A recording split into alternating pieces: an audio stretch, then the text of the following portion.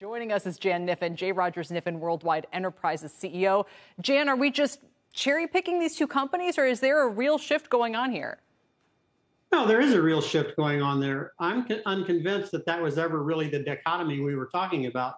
Those businesses were always going to be sort of a sideshow to the real business of retail. That doesn't mean it's not an interesting niche, and it doesn't mean resell and things like clubs can't succeed. Sure, they can, but that's not really where the consumer is for most of their purchasing.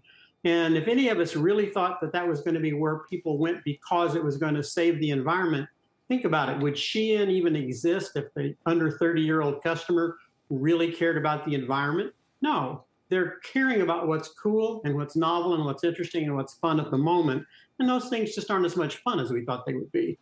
So Macy's and Kohl's, in part, a lot of these companies have had tough 2020s. They're up this year, but they're significantly, and certainly in Macy's case, below all-time highs. Are we making too much of their comeback? I don't think so. I think that traditional retail has come back very strong, primarily because the customer's flush with money.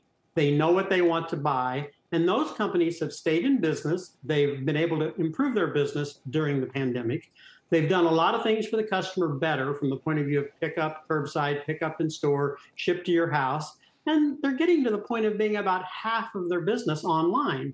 So they're a different company than they were in 2019 even, but certainly different than they were, say, in 2015 or 16.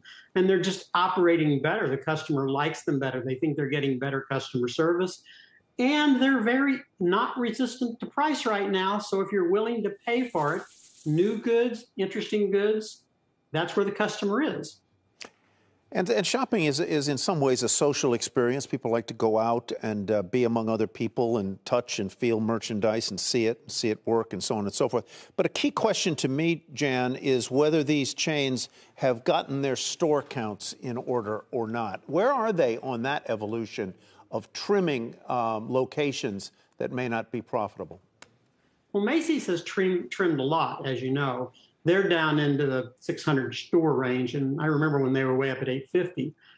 On the other hand, Kohl's has not really trimmed. They're still well over 1,100 stores, and so I think you're correct. We will continue to see store trimming and store downsizing. Everybody has maybe a few too many stores and too much square footage. Now, in some cases, you can do the Best Buy trick, right? You can put other stuff inside your store and fill the store up, and that works too. And Macy's has done that, and so has Kohl's. Look, they just put in Sephora, right? Macy's has put in lots of brands in their stores as lease departments that they didn't have in the old days. So they're starting to learn how to do that, and that makes a difference too, because it also makes the stores more interesting to the consumer. That's another thing they've done right in both cases of Macy and Kohl's. Shepard Smith here. Thanks for watching CNBC on YouTube.